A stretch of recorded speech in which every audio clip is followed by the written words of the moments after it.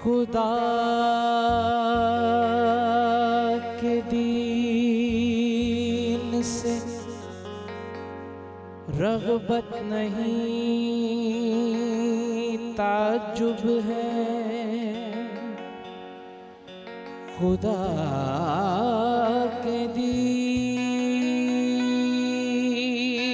से रग़बत नहीं ताज्जुब है। ख़याले रोज़े क़यामत नहीं ताज्जुब है।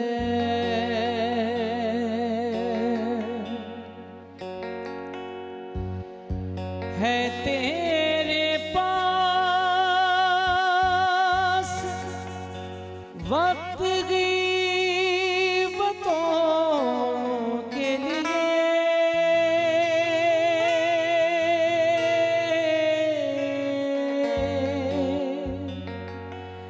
नमाज के लिए फुर्सत नहीं ताज्जुब है।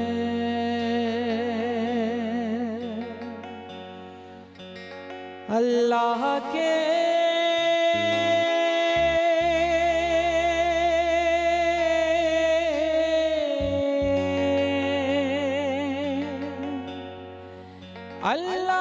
के हुजूर में सर को झुका के दे, मिलता है क्या नमाज में सजदे में जाके दे, मिलता है क्या नमाज में सजदे में जाके दे। अल्लाह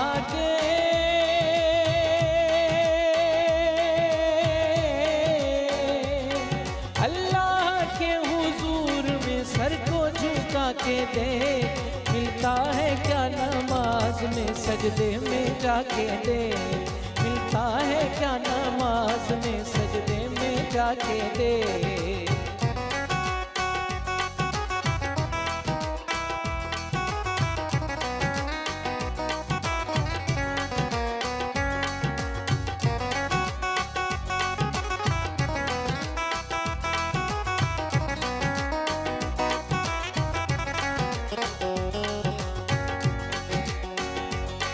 बरकत हजार साथ में लाती है ये नमाज़, जलवे खुदा के साफ दिखाती है ये नमाज़, बंदे को अपने रब से मिलाती है ये नमाज, बंदे को अपने रब से मिलाती है ये नमाज। अल्लाह के हुजूर में सर को झुका के दे, मिलता है क्या नमाज में सजदे में जाके दे, मिलता है क्या नमाज में सजदे में जाके दे, मिलता है क्या नमाज में सजदे में जाके दे। माशाल्लाह, बहुत शुक्रिया बॉबी। और अस्सलाम वालेकुम, कैसे हैं आप? अल्हम्दुलिल्लाह, बिल्कुल ठीक ठाक। ग्रेट। अस्सलाम वालेकुम दोस्तों, मैं फ़हीम अब्बास आप सब देखने वालों को खुश आमदीद कहता हूँ न्यूज़ कैफ़े में। और मुझे यकीन है आप सब खैरियत से हैं और आज के दिन का एक अच्छा सा आगाज़ कर चुके हैं। फुरकान बॉबी ने जो कलाम पढ़ा है आज, इस कलाम से मेरी कुछ यादें वाबस्ता हैं, तो मैं आप दोस्तों के साथ ज़रूर शेयर करना चाहूँगा। कभी कभी ये छोटी छोटी चीज़ों पे, सोशल मीडिया पे आपके इतने मज़बूत ताल्लुकात बन जाते हैं कि बहुत सारे करीबी लोग जो हैं वो आपको दूर नज़र आते हैं, और कभी कभी सिर्फ यहाँ पे दोस्तियाँ जो है ना वो आपको बहुत अजीज़ होना शुरू हो जाती हैं। इसी तरह मेरी एक दोस्ती हुई एक साहब से जो इंडिया में रहते थे। वो मेरे बड़े भाई बने, हमारा कुछ इस तरह का ताल्लुक़ जो है डेवलप हुआ, और मुझे वो हमेशा छोटे भाइयों की तरह ट्रीट करते थे, क्योंकि मेरा कोई बड़ा भाई नहीं था और उनका कोई छोटा भाई नहीं था। मुसलमान वसीम साबिर उनका नाम था और वो टीवी के डायरेक्टर थे। अल्लाह ताला उनकी माग़फ़िरत करे। पिछले साल उनका इंतकाल हो गया। मुझे उन्होंने एक सवाल किया अपनी अपनी वफ़ात से 3-4 दिन पहले बड़े दिनों बाद हमारी बात हो रही थी स्काइप पे, वीडियो कॉल पे थे हम, तो उन्होंने कहा फ़हीम मैं तुझसे एक सवाल पूछूंगा और तू हंसेगा। मैंने कहा क्या बात कर रहे हैं? नहीं मैं तुझे बता रहा हूँ, मैं तुझसे सवाल पूछूंगा और तू हंसना शुरू हो जाएगा। मैंने कहा ओके पूछिए। उन्होंने सवाल किया और मेरी वाकई मैं हंसना शुरू हो गया एक शर्मिंदगी से। उन्होंने मुझे पूछा तू नमाज़ पढ़ता है? तो अब वो मेरे लिए एक बड़ी अजीब सी सिचुएशन थी। खैर उन्होंने मुझे एक बात कही, उन्होंने कहा कि तुझे पता है हमें नमाज़ पढ़ने के लिए कितना चलना पड़ता है, कितनी दूर जाना पड़ता है, क्योंकि हमारे यहाँ पे मुसलमान इलाक़ों में भी मसाजिद दूर दूर हैं और हम इतना चल के जाते हैं, टाइम निकालते हैं, नमाज़ पढ़ते हैं। और वो बड़ी हसरत से उसने पूछा क्या पाकिस्तान में हर गली में मस्जिद है? मैंने कहा हाँ, मगर उन्हें मैं क्या बताता कि यहाँ हमारी मस्जिदें या तो सिर्फ जुमे वाले दिन आबाद होती हैं और या ईद की नमाज पे आबाद होती हैं और या फिर रमज़ान में आबाद होती हैं। ये कुछ मेरे अंदर की सूरत हाल थी। मैं शर्मिंदगी में था क्योंकि मैं बाकायदगी से नमाज नहीं पढ़ता था। इस बात में कोई शक नहीं है कि नमाज जो है वो हमें कामयाबी की तरफ लेके जाती है, हमें बुराई से बचाती है और बहुत सारे मसाइल का हल है। आज हम इस हवाले से अपने प्रोग्राम में बात करेंगे। इसके साथ साथ एक चीज़ और भी है, हम अपनी सराउंडिंग में एक ऐसी सोच को देखते हैं जो अलग अलग हमें कहीं ना कहीं नज़र आती है आखिरत के हवाले से। जैसा कि ये तो आप जानते हैं कि पूरी दुनिया में 2 किस्म के ही मज़ाहिब हैं। एक हैं जो आफ्टर लाइफ पे यकीन रखते हैं, एक हैं जो नहीं रखते हैं। तो ये जो आखिरत की ज़िंदगी है, जो हम इस दुनियावी ज़िंदगी में जो कुछ हम करते हैं और उसके बाद आखिरत में जो हमें उसका जो एक फल जिसका वादा किया गया वो क्या है, और क्या वो सिर्फ हूरें और दूध की नहर? इस हवाले से हम बात करेंगे आज के प्रोग्राम में। हमारे साथ बड़े काबिल एहतराम मेहमान मौजूद हैं। मैं इनका तारुफ़ करवा दूँ। सबसे पहले मैं तारुफ़ करवाऊँगा, हमारे साथ मौजूद है अल्लामा इशफाक मदनी साहब। हम आपको खुश आमदीद कहते हैं। अस्सलाम वालेकुम। वालेकुम अस्सलाम। कैसे हैं आप? अल्लाह की रहमत आपके। हमारे दूसरे मेहमान मौलाना शबीरुल हसन ताहिरी साहब, हम आपको खुश आमदीद कहते हैं। अस्सलाम वालेकुम। वालेकुम अस्सलाम व रहमतुल्लाहि व बरकातहू। ठीक है आप सर? अल्लाह का शुक्र है, आप ठीक हैं? अल्हम्दुलिल्लाह अल्हम्दुलिल्लाह। और हमारे तीसरे मेहमान जो बहुत ही खूबसूरत आवाज़ रखते हैं माशाल्लाह, अतहर हशमती साहब, आज ये सना खानी के फ़राइज़ सर अंजाम देंगे। आपको खुश आमदीद कहते हैं। अस्सलाम वालेकुम भाई। वालेकुम सलाम व रहमतुल्लाहि व बरकातहू। आप सबकी इजाज़त हो तो एक ब्रेक ले लें ताकि ज़रा बाकायदा टॉपिक पे बात हो सके। दोस्तों एक वक्फे के बाद आपसे मुलाकात हो रही है, कहीं मत जाइए, अब तक देखते रहिए न्यूज़ कैफ़े, देखते रहिए।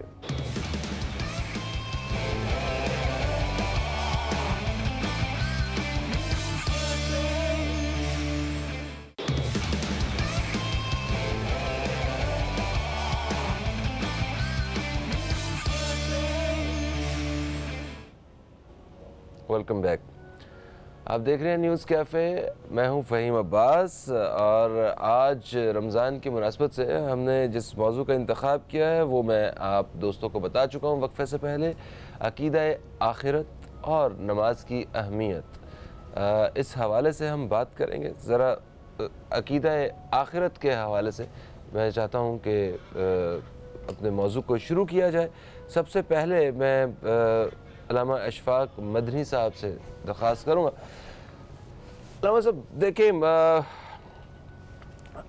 ये एक मेरे सराउंडिंग में ये सोच तो घूमती है और मुझे अलग अलग लोग इस सोच के मिलते हैं जो बात करते हैं कि जनाब क्या है जन्नत तो आज तक हमें या तो हूरें बताई गई या दूध की नहर बताई गई।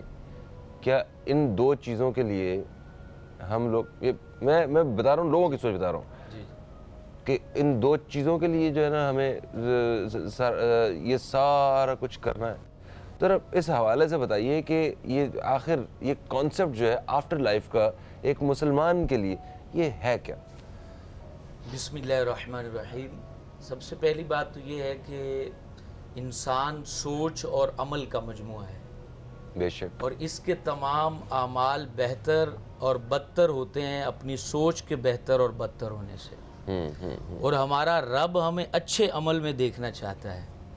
उसके लिए वो सबसे पहले हमारी फ़िक्र को बेहतर करता है, हमारी फ़िक्र को, कॉन्सेप्ट को, अक़ीदे को दुरुस्त करना चाहता है, क्योंकि इंसान अपने अक़ीदे का ग़ुलाम होता है। जैसा अक़ीदा होगा वैसे वो अमल करेगा। अगर अक़ीदा उसका बेलगाम है तो उसके अमल भी बेलगाम होंगे। इसलिए अल्लाह करीम ने कुरान मजीद का अगर आप मुताला करें, इसकी तिलावत करें, तर्जमा तफसीर के साथ इसको पढ़ें, तो अक्सर आयतें इसके अंदर अक़ीदा आखिरत पर मबनी हैं। इस पर ज़ोर क्यों दिया गया है अक़ीदा आखिरत पर? वो हूरें और जन्नत तो एक अलग टॉपिक है, इसके ऊपर अल्लाह तबारक व ताला ने इसलिए ज़्यादा कलाम फरमाया है और नबी करीम अलैहिस्सलातु वस्सलाम की उम्मत को ज़्यादा तालीम दी है, क्योंकि अक़ीदा आखिरत जब तक आपके अंदर मजबूत नहीं होगा आप सीधी राह पर नहीं चल सकते। आप दुनिया की लाइफ के अंदर जब ज़िंदगी गुजारते हैं तो बहुत सारी जगहों पर आपको नाइंसाफ़ी का सामना भी करना पड़ता है। तो उस वक्त अक़ीदा आखिरत आपको हौसला देता है कि घबरा ना, तुझे इंसाफ एक दिन अल्लाह ज़रूर देगा, इसका अजर बाद में मिल जाएगा, बाद में ज़रूर मिलेगा। और दूसरी बात यह है कि जैसे आपने फरमाया कि क्या सिर्फ जन्नत और हूरों का ही मामला है आखिरत में, बाद वाली ज़िंदगी में? ऐसा नहीं है, बल्कि मोमिन के लिए सबसे बड़ी खुशी तो ये है कि मरने के बाद वो नबी पाक की ज़ियारत करता है। सुभान अल्लाह। सबसे बड़ा इनाम कि जिनको फॉलो कर रहा है, जिनके पीछे चल रहा है, जिनकी लाइफ को पढ़ता है, सोचता है, समझता है और उनका नाम लेके इसको लुत्फ़ मिलता है, सरूर मिलता है। और आखिरत की जब तालीम ये पढ़ता है तो इसका शौक़ और दुबाला हो जाता है, ज़ौक़ बढ़ जाता है इसके सजदों का, तिलावत कुरान का, गरीब की मदद करने का और नबी पाक की उम्मत से प्यार करने का शौक़ बढ़ जाता है कि जिसकी उम्मत से प्यार कर रहा हूँ आखिरत में वो मुझे हौज़े कौसर से जाम अपने हाथों से पिलाएंगे। और फिर इससे बड़ा इनाम अल्लाह ताला का दीदार है कि जो सिर्फ़ आखिरत में ही नसीब हो सकता है। दुनिया में सिर्फ नबी पाक ने अल्लाह को देखा है और कोई इन जागती आंखों से अल्लाह को नहीं देख सकता। तो अल्लाह ताला का दीदार है, नबी पाक का दीदार है, सहाबा इकराम को देखना है और फिर इमाम हुसैन, इमाम हसन मुश्तबा, हज़रत अलीउल मुर्तज़ा करमल्लाहु ताला वजहुल करीम, अहले बैत अतहार, इनकी ज़ियारत इंसान के अंदर शौक़ पैदा करती है। और ये बात हमें याद रखनी चाहिए। एक अंग्रेज़ राइटर है, उसने किताब लिखते हुए ये जुमला लिखा तो उसको जब मैंने पढ़ा तो हैरान रह गया, फ़िलिप उसका नाम है, कि कुरान ने सबसे ज़्यादा आखिरत को डिस्कस किया है और मुसलमान इसको गौर नहीं करता कि यार आखिरत को इतना क्यों अल्लाह ताला बार बार बयान करता है। ख़ुद ये कुफ़ार जो थे, अबू जहल वगैरह, ये नबी पाक ने इस्लाम जब कुरान नाजिल हो रहा था बताते थे कि तुम्हें एक दिन दुनिया छोड़ के जाना है और कहते थे कैफ़ तकफ़ुरूना बिल्लाहि व कुंतुम अमवातन फ़अहयाकुम सुम्मा युमीतुकुम सुम्मा युहयीकुम सुम्मा इलैहि तुरजाऊन, कि रब का कैसे इनकार कर सकते हो कि तुम तो मुर्दा थे, पानी मुर्दा होता है, उसमें अल्लाह ने ज़िंदगी डाली, फिर तुम्हें मौत देगा, फिर मौत के बाद दोबारा उठाएगा, फिर तुम्हें ज़िंदा करेगा, अपनी जानिब बुलाएगा। तो वो क्या करते थे, अपने मुर्दों की हड्डियाँ लाते थे और नबी पाक के सामने उन हड्डियों को यूं इस तरह उंगलियों से मसल के कहते थे इसमें अल्लाह रूह डालेगा, इसको दोबारा पैदा करके इसको इकट्ठा करेगा। तो फिर अल्लाह ने कुरान नाजिल फरमाया कुल महबूब आप कह दीजिए युहयी हल्लज़ी अंशा अव्वल मर्रा, कि इसको वही पैदा करेगा जिसने पहले वक्त इसको पैदा किया था। कि पहले भी तो जर्रा था ना, क्रोमोसोम क्या होते हैं, एक जर्रा होता है, पूरे पानी से बंदा नहीं बनता, एक जर्रा होता है। उससे जब रब बगैर किसी मॉडल के इंसान को बना सकता हुआ है तो बने हुए मॉडल के बिखरे हुए जर्रे इकट्ठे करके रूह डाल सकता है। बेशक बेशक बेशक बेशक। मौलाना साहब, अल्लामा साहब ने तो बड़ी तफसील से बयान किया है, इसी हवाले से आप क्या कहना चाहेंगे? बहुत अच्छा जी, बिल्कुल। अक़ीदा आखिरत बुनियादी तौर पर अहले इस्लाम का, मुसलमानों का ये मुत्तफ़िक़ा और असासी और बुनियादी अक़ीदा है अक़ीदा आखरत जो है, बेशक तमाम मसालिक और तमाम मकातब फ़िक्र के मुसलमानों का आखरत पर एतक़ाद है, अक़ीदा है और भरपूर यकीन है।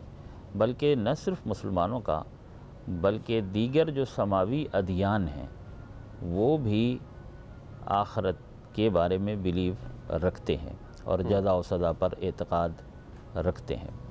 कुरान मजीद का एक बहुत बड़ा हिस्सा है, कुरान मजीद की काफ़ी ज़्यादा आयात हैं जो क़यामत का ज़िक्र करती हैं, आखरत का ज़िक्र करती हैं और एक और ज़िंदगी जो इस ज़िंदगी के बाद की ज़िंदगी है उस ज़िंदगी का ज़िक्र करती हैं और जज़ा व सज़ा का ज़िक्र करती हैं। सबसे पहले तो आखरत और यौम क़यामत इतना अहम दिन है और इसको याद रखना इतना ज़रूरी है निगाह परवरदिगार आलम में कि परवरदिगार आलम ने सूरह मुबारक फ़ातिहा में क़यामत के ज़िक्र को रखा है, जिसे हमें 5 वक्त की नमाज में पढ़ना होता है।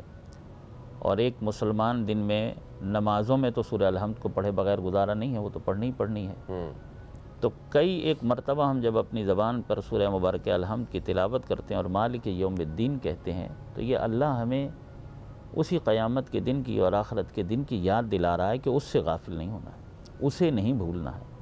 यानी इतना ज़रूरी है क़यामत को याद रखना कि रोज़ाना नमाज में सूरह मुबारक अल-हम्द में ये जितने अल्फाज हैं ना सूरह मुबारक अल-हम्द में, सूरह फ़ातिहा में जितने कलिमात हैं, ये वो कलिमात हैं कि जो महद से लेकर लहद तक इंसानी ज़िंदगी की ज़रूरत हैं। इसीलिए बार बार इनको तकरार करने का हुक्म दिया गया और नमाज में इनको फ़र्ज़ और वाजिब करार दिया गया है कि इसके बगैर सूरह मुबारक अल-हम्द को सब मसानी भी कहते हैं कि उसकी कई एक वजूहात हैं कि क्यों कहते हैं कि 2 मरतबा नाजिल हुई है और फिर इसका दोहरा कलाम है, एक हिस्सा खालिक से ताल्लुक़ रखता है और एक हिस्सा मखलूक से ताल्लुक़ रखता है। अल्लाह ने इसको तकसीम की है कि पहले हिस्से में अल्हम्दुलिल्लाह रब्बिल आलमीन अर्रहमानिर रहीम मालिक यौमिद्दीन, ये एतक़ादी मराहिल हैं। इसमें तौहीद बयान हुई है, खुदा की रहमत बयान हुई है, यौम आखरत बयान हुआ है, यानी इसमें अक़ीदा बयान हुआ है। फिर उसके बाद इय्याका नअबुदु व इय्याका नस्तईन, ये वो मामलात हैं कि जिनका मुझसे ताल्लुक़ है, नमाज़ पढ़ने वाले से ताल्लुक़ है, बंदे से ताल्लुक़ है, जो बंदे के अमाल व इबादात और उसकी अमली ज़िंदगी से जो चीज़ें ताल्लुक़ रखती हैं उनका तज़किरा है कि बंदा मांगे पहले खुदा की हम्द व सना करे, उसकी तौहीद और उसकी रुबूबियत पर एतक़ाद रखे, यकीन कामिल रखे, उसकी रहमत पर भी यकीन कामिल रखे और फिर मालिक यौमिद्दीन रोज़ आखरत से भी गाफिल न हो। उसे ये मालूम होना चाहिए कि एक दिन ऐसा आने वाला है कि महद से लेकर लहद तक मेरे जितने आमाल हैं, जितने अफ़आल हैं, जितने अक़वाल हैं, जो कुछ मैं अंजाम दे रहा हूँ, इसका एक दिन मुझे हिसाब व किताब देना है। बिल्कुल इजमाली ख़ुलासा ये है कि क़यामत का दिन और आखिरत का दिन और हिसाब किताब का दिन है, जिसके ऊपर तमाम मुसलमानों का इस इजमाल पर, यानी मैं इजमालन अर्ज़ करूँ, एतक़ाद है और अक़ीदा है कि एक दिन ऐसा आने वाला है कि जिस दिन सारी कायनात के इंसान अपने खालिक और अपने मालिक की बारगाह में पेश होंगे और उस दिन अपने तमाम आमाल का हिसाब किताब देंगे और जो नेक आमाल अंजाम देने वाले लोग हैं उनको उनकी नेकियों की जज़ा मिलेगी, इनाम मिलेगा, जन्नत की सूरत में मिलेगा, और बुरे लोगों को उनके बुरे आमाल पर सज़ा मिलेगी जो दोज़ख की सूरत में। अच्छा, ये इसको ज़रा मज़ीद जी बिल्कुल इस पर बात होगी, बयान कीजिएगा। एक वक्फ़े की तरफ हम लोग बढ़ रहे हैं, वक्फ़े से वापस आते हैं जनाब, तो हम अतर हशमती साहब को भी ज़रा तकलीफ़ देंगे कि वो इस महफ़िल को थोड़ा सा और सजाएं और अपनी खूबसूरत सी आवाज़ में कलाम पेश करें। तो कहीं मत जाइए, अब तक देखते रहिए न्यूज़ कैफ़े, देखते रहिए, अभी आपसे दोबारा मुलाकात हो रही है।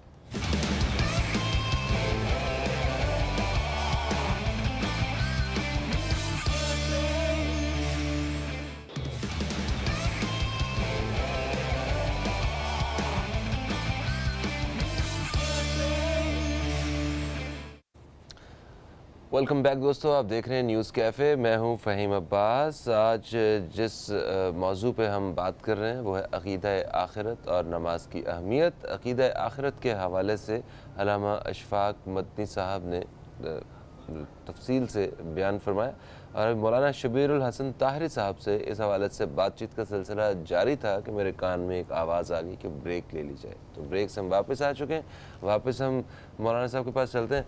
जनाब, सूरह मुबारक निसा में इस तरीके से क़यामत का जिक्र किया और इस अंदाज से हमें क़यामत को याद दिलवाया है कि ला यजमअन्नकुम इला यौमिल क़ियामह ला रैब फ़ीह, कि परवरदिगार आलम क़यामत के दिन तुम सबको जमा करेगा, इकट्ठा करेगा, ला रैब फ़ीह, और इसमें किसी किस्म का कोई रैब नहीं है, कोई शक नहीं है। अच्छा, क़यामत के दिन, क़यामत इस्लाम के यौम आखरत और क़यामत और हिसाब किताब और आखरत यानी मौत, क़ब्र, सवाल व जवाब, बरज़ख, हाशर, पुल्ले सिरात, हौज़ कौसर, लिवाउल हम्द, जन्नत और जहन्नुम, ये वो चीज़ें हैं कि एक शख्स के सही मुसलमान होने के लिए इन तमाम चीज़ों पर उसका कामिल और बिलयकीन अक़ीदा होना ज़रूरी है।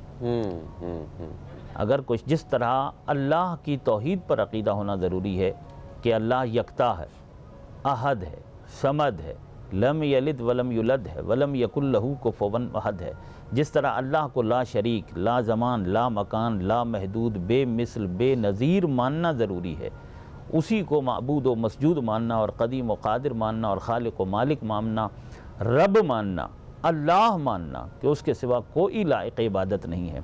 यानी तौहीद की मुतकल्लिमीन ने, साहिबान इल्म कलाम ने तौहीद की चंद किस्में की हैं। तौहीद ज़ाती, तौहीद सिफ़ाती, तौहीद इबादी, तौहीद अफ़आली। तौहीद ज़ाती वो ज़ात में यकता है, तौहीद सिफ़ाती वो सिफ़ात में भी यकता है, तौहीद अफ़आली अपने कामों में भी यकता है, उसका कोई शरीक नहीं है। उसने ज़मीन खल्क़ की, आसमान बनाया, चाँद बनाया, सूरज बनाया तो किसी से मदद नहीं ली है, ख़ुद खल्क़ी है, हर चीज़ अपने अफ़आल में भी यकता है। और तौहीद इबादी माबूद होने में भी यकता है, उसके सिवा कोई माबूद नहीं और उसके सिवा कोई लायक इबादत नहीं है। जिस तरह अल्लाह को इस तरह माने बग़ैर कोई शख्स सही मुसलमान नहीं हो सकता, इसी तरह यौम आखिरत पर यानी मौत और मौत के बाद कब्र है और कब्र में जो सवाल व जवाब है और फिर आलम बरज़ख है और फिर हश्र है और फिर वहाँ पेश होना, फिर वहाँ का हिसाब व किताब, फिर पुल्ले सिरात और फिर जन्नत और जहन्नम, इन तमाम चीज़ों पर भी अक़ीदा यानी मुसलमान होने के लिए अक़ीदा होना और बिल यकीन अक़ीदा होना बहुत ज़रूरी है। ये ज़रूरियात दीन और मुसल्लमात दीन में से हैं ये अक़ायद के, जिनके बारे में कुरान मजीद ने बहुत ज़्यादा बात की है। और ये कि लफ्ज़ी अक़ीदा हो कि मैं क़ब्र को मानता हूँ, मैं सवाल जवाब को मानता हूँ, मैं क़ब्र को मानता हूँ, बरज़ख को मानता हूँ, हिसाब किताब को मानता हूँ, मैं ज़बान से तो कह रहा हूँ लेकिन दिलो जान से मेरा अक़ीदा नहीं है। खुदा सर इसी के अगर मुकाबले अगर देखा जाए तो हम बड़े अफसोस के साथ कहना पड़ता है कि हम सारे लफ्ज़ी आशिक भी हैं। हम ये बात फ़ौरन कह देते हैं जनाब कि हम कुर्बान नाका के ऊपर, रसूल पाक सल्लल्लाहु अलैहि वसल्लम पे, हमारे बच्चों की जान कुर्बान, जिससे इश्क करते हैं, बिल्कुल तो दर्जा ही कुछ और है, उनका दर्जा ही कुछ है। किसी से प्यार करते हैं ना या किसी दुनियावी तौर पे, तो हम वो सब कुछ उसकी तरह करना शुरू हो जाते हैं, उसकी तरह करना शुरू, बिल्कुल ये उसको पसंद है तो मैं आज के बाद नहीं करूँगा ये। हाँ बिल्कुल बिल्कुल बिल्कुल। हमारा महबूब वो होना चाहिए सबसे पहले कि जो अल्लाह का महबूब है, जिनसे खुदावंद आलम मोहब्बत फरमाते हैं और उनकी मोहब्बत का तकाज़ा ये है कि उनकी इत्तिबा की जाए और ख़ुद खुदा की मोहब्बत का भी तकाज़ा यही है कि पैगम्बर अकरम की इत्तिबा की जाए। कुरान कहता है कुल इन कुंतुम तुहिब्बूनल्लाह फत्तबिऊनी, हबीब इनसे कह दे कि अगर तुम अल्लाह से मोहब्बत करते हो तो फत्तबिऊनी, मुझ मोहम्मद का इत्तिबा करो। यानी अल्लाह की मोहब्बत साबित कब होगी? जब सरकार दो आलम सरकार रिसालत माब की इत्तिबा की जाएगी। अज़रुए कुरान, अगर कोई रसूल अकरम की इत्तिबा नहीं करता तो वो लाख खुदावंद आलम से मोहब्बत का और हुब का दावा करता रहे कि मैं बहुत बड़ा तौहीद परस्त हूँ, बहुत बड़ा मुवाहिद हूँ, बहुत बड़ा आशिक खुदा हूँ। खुदावंद आलम उसकी हुब और उसकी मोहब्बत के दावों को कबूल करने के लिए तैयार नहीं है जब तक अल्लाह के हबीब की इत्तिबा न की जाएगी, रसूल आज़म की जब तक इत्तिबा न की जाए। तो तुमने अपनी ज़िंदगी में रसूलुल्लाह सल्लल्लाहु अलैहि वसल्लम की इत्तिबा करनी है। महद से लहद तक, सुबह से रात तक, लैल व नहार, शाम व सहर मामूलात ज़िंदगी में पेश नज़र रखनी है सरकार की सीरत तैयबा को, उनकी पाक व पाकीज़ा ज़िंदगी को निगाहों के सामने रखना है कि सरकार ख़त्म मरतबत की घरेलू ज़िंदगी क्या थी, आइली ज़िंदगी क्या थी, वो असहाब के साथ कहते थे, अहले मोहल्ला के साथ कैसे थे, अहले मुआशरा के साथ कैसे थे, अपनी उम्मत के साथ कहते थे, बुज़ुर्गों के साथ क्या सलूक था, छोटों के साथ क्या सलूक था, जंग में कैसे थे, अमन में कैसे थे, दोस्ती में कैसे थे, दुश्मनी में कैसे थे, उनकी सीरत को फॉलो करना है। दिन रात उठते बैठते जिस तरह सरकार दो आलम लक़द कान लकुम फ़ी रसूलिल्लाहि उस्वतुन हसना, तो कुरान मजीद ने उन्हें हमारे लिए उस्वा हसना और नमूना कामिल करार दिया है। तो हमारे ऊपर लाजिम और वाजिब करार दिया है कि हम अपनी निगाहों के सामने सरकार दो आलम सरकार दो जहां को मॉडल के तौर पर रखें तो और उनकी इत्तिबा करें। ये अकीदा आखिरत के हवाले से जो जन्नत का जो कॉन्सेप्ट है ये भी उन्हीं लोगों के लिए बिल्कुल मानी रखता है जो इस तरह इस मोहब्बत के साथ रसूल पाक सल्लल्लाहु अलैहि वसल्लम को उनकी पैरवी कर रहे हैं, उनके फॉलो कर रहे हैं ताकि वो रोज़े आखिर उनको देख सके, उनकी ज़ियारत कर सके, जैसे अल्लाह साहब फरमा रहे थे। देखें जैसे आप फरमा रहे थे कि हुज़ूर अलैहिस्सलातु वस्सलाम से मोहब्बत जो है हम ज़बानी करते हैं, मानवी अपने अंदर नज़र नहीं आती। अगर आखिरत के लम्हात को बंदा पढ़ता है तो इनसे मोहब्बत जो है वो इतनी बढ़ जाती है कि बंदा जो है हैरान रह जाता है कि आखिरत में तमाम दोस्त, कुरान कहता है अखिल्ला, अखिल्ला खलील की जमा है कि जिगरी यार, बेली सज्जन जिसे हम पंजाबी में कहते हैं, जो पक्के बेली होंगे वो भी एक दूसरे के दुश्मन हो जाएंगे। उस टाइम जो है वो कोई किसी को पहचानेगा नहीं, यहाँ तक कि किसी की एक नेकी कम पड़ रही होगी तो वो ढूंढेगा, यार एक ही दे दो तो मेरा काम हो जाएगा, मैं चला जाऊँगा। तो उस वक्त ऐसी हालत में अगर कोई सीने से लगाएगा तो वो नबी करीम की ज़ात गिरामी है। कि आपके बारे में आता है कि आप सल्लल्लाहु अलैहि वसल्लम अपने नूर के मिंबर पर नहीं बैठेंगे, बल्कि मैदान माशर में, यौम आखिरत में। इन्हें सोचना चाहिए जिनको हम भूल चुके हैं वो कैसी हस्ती हैं कि हम पैदा नहीं हुए थे उस टाइम भी अल्लाह को कह रहे थे कि मेरी उम्मत आएगी, बख्श दे। अब पैदा हो चुके अभी भी अपने मज़ार में हमारे लिए दुआ करते हैं कि अल्लाह इनको बख्श दे। पैदा होने के बाद जब मरने के बाद दोबारा उठाया जाएगा तो माशर में माँ भूल जाएगी, बाप भूल जाएगा। और ये प्यारे नबी अलैहिस्सलाम उस वक्त भी नूर के मिंबर पर नहीं बैठेंगे, बल्कि अपना तहबंद पकड़ के, हदीसों में आता है कि आप दौड़ कर कभी मीज़ान अमल पर जाएंगे और वहाँ किसी उम्मती का अगर नामा अमाल कम पड़ रहा होगा तो उसमें उसको वहाँ से राह जन्नत चलाएँगे। फिर वहाँ से दौड़ते हुए हौज़ कौसर पर जाएंगे, वहाँ पुल सिरात पर जाके कहेंगे रब्बे सल्लिम उम्मती, अल्लाह मेरी उम्मत को आसानी से गुजार दे। यार आज अगर हमें कोई 5,000 का नोट दे दे तो उसको सलामियाँ देते नहीं थकते। हमारी वालिदा का कोई इलाज करवा दे तो सारी ज़िंदगी दुआएं देते हैं। वो प्यारा नबी जिसने सारी ज़िंदगी दुआएं दी, जो आज मज़ार में भी दुआएं दे रहा है, जो माशर में भी इस सूखी ज़बान का एहसास करते हुए हमें पानी पिलाएगा, आज उनको बंदा भूल चुका है। सिर्फ़ चंद नोटों की खातर, चंद पैसों की खातर, एक मनसब की खातर, एक ओहदे की खातर एहसास नहीं है। ये अकीदा आखिरत इसलिए भी पढ़ाना ज़रूरी है, ये हमारे हुक्मरानों को पढ़ाना चाहिए कि आज कराची में पानी नहीं है, लाइट नहीं है। ये 5 साल के बाद एक ही लफ्ज़ बोल देते हैं शॉर्ट फॉल है। तुम शॉर्ट फॉल ख़त्म करने ही तो आए थे, अगर नहीं कर सकते तो खुद शॉर्ट हो जाओ, उम्मत को क्यों बर्बाद कर रखा है। इनको चाहिए कि ये आखिरत को याद करें कि आज तो ये थाना खरीद सकते हैं, सुप्रीम कोर्ट खरीद सकते हैं, ये जजों को खरीद सकते हैं। आज इनको कोई एसपी नहीं पकड़ता है कि ये कितना गबन कर रहे हैं, लेकिन क़यामत को हिसाब देना पड़ेगा कि हमने कितने जो है वो गैलन पानी बेच दिया था, बाहर से ही बेच दिया था, और उम्मत जो है ना वो उसको शहरी में पानी नहीं मिल रहा था, तहज्जुद में पानी नहीं होता। अभी बुखारी मस्जिद में मुझे दरस हदीस देना होता है तो वहाँ 5,000 नमाजी होते हैं, वह पानी नहीं था। कल अफ्तारी के वक्त यहाँ डिफेंस में एक जगह पे लाइट नहीं थी। अब मतलब ये तो हिसाब लगाएं, मतलब हम जहाँ से हमारा ताल्लुक़ है, हम तो वो लोग हैं कि जो हमें मिसालें मिलती हैं कि दरिया के किनारे अगर कुत्ता भूख से मर जाए तो फिक्र रहती थी।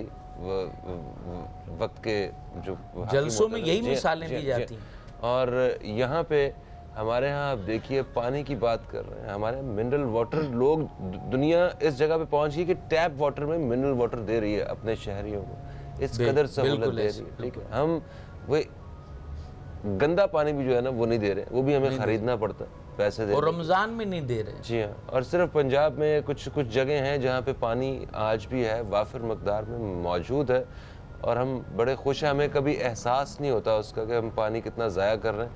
ये पानी आहिस्ता आहिस्ता हमारे लिए बहुत नायाब बनता जा रहा है। इसको ज़ाया होने से बचाइए सब लोग, क्योंकि वाकई जब हम पंजाब में होते हैं आखिरत में इसका भी हिसाब है। इसका भी हिसाब क्योंकि मुझे याद है कि जब हम पंजाब में, मैं लाहौर में रहा करता था, तो वहाँ पे कम से कम 15-20 मिनट नहाने में लगा करते थे, क्योंकि नीचे बस पानी के नीचे खड़े हो जाना एक बड़ा सुकून ऐसे। और आज यहाँ पे बेशक जितना मर्जी वाफर पानी हो, आपको एक बाल्टी के आधी बाल्टी में भी हर कराची वाले को नहाना आता है। बिल्कुल ऐसा ही है ना। अच्छा अतर हशमती साहब, मौजू बात तो हो ही रही, आप क्या कहेंगे, आप भी कुछ कहना चाहेंगे इस हवाले से? अस्सलाम, सबसे पहले तो बहुत शुक्रिया कि आपने नाचीज़ को याद किया, और आपको रमज़ान की मुबारकबाद। खैर मुबारक। मैं एक शेर में बात अर्ज़ करना चाहता हूँ। सैयद आला सरकार फरमाते हैं, इमाम अहमद रज़ा फाज़िल बरेलवी, कि बरोज़ हश्र जो हश्र सजाई गई है वो क्यों सजाई गई है। तो आप फरमाते फ़कत इतना सबब है इनकाद बज़्म महशर का कि उनकी शान महबूबियत दिखाई जाने वाली है। जो सरकार का मनसब जो कद्र मंजिलत होगी वो उम्मतियों को, जो मोमिन होंगे उन सबको वहाँ दिखाई है। बेशक तो इस पर तो कोई शक नहीं कि अक़ीदा आखिरत अगर नहीं होगा तो इंसान कामिल मोमिन मुसलमान तो हो ही नहीं सकता। बिल्कुल ऐसा थैंक यू सो मच जनाब, आप आए और आपकी आवाज़ जो है वो अभी तक हमने नहीं सुनी है प्रोग्राम में, तो ज़रा कुछ प्रोग्राम की ज़रा शान बढ़ाएं, ज़रा रौनक लगाएं। एक फ़हीम भाई एक ऐसा कलाम है, जब मैंने इसको देखा नज़रों से मेरे गुजरा, तो तहदीद से नमत के लिए अर्ज़ कर रहा हूँ कि 2 दिन तक मेरे ख्वाब ख्याल में यही चीज़ घूमती रही। तो शेर अर्ज़ कर रहा हूँ, समझ फरमाइए जनाब। बिस्मिल्लाह। तू ऐ तकदीर ताजे अज़मते कौनैन रख देना, तू ऐ तकदीर ताजे अज़मते कौनैन रख देना,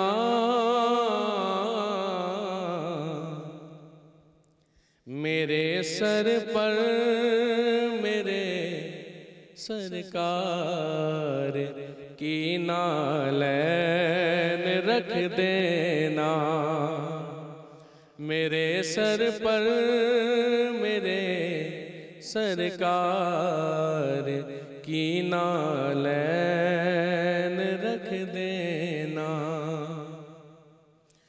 इलाही देख लूं मैं भी तो अब रूए मोहम्मद को, इलाही देख लूं मैं भी तो अब रूए मोहम्मद को, मेरी आँखें ज़रा कौसैन के माबैन रख देना, मेरी आँखें ज़रा कौसैन के माबैन रख देना, और अजीज़ों साथ मेरे ज़ब्तेदारैन रख देना, अजीज़ों साथ मेरे ज़ब्तेदारैन रख देना, कफन के साथ में, कफन के साथ में खाके दरे हसनैन रख देना, कफन के।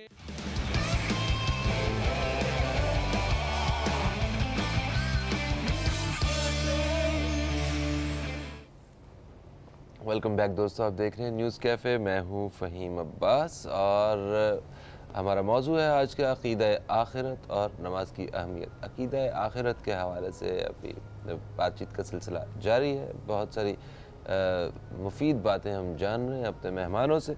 मौलाना शबीरुल हसन ताहिरी साहब, एक सवाल और भी मेरे जहन में आता है जब भी आखिरत की बात होती है। हम एक तरफ तो जन्नत और दोज़ख की बात करते हैं, जो डेफिनेटली इंसाफ है अल्लाह ताला की ज़ात का कि वो जिसने अच्छे काम किए उसको उसका अजर मिलेगा और जिसने बुरे काम किए उसको उसकी सज़ा मिलेगी। मगर इसके साथ साथ हम ये भी तो कहते हैं कि वो रहमान और रहीम है, माफ़ कर देने वाला है। जब वो सबको माफ़ कर देगा तो फिर हम दोज़ख में क्यों जाएंगे?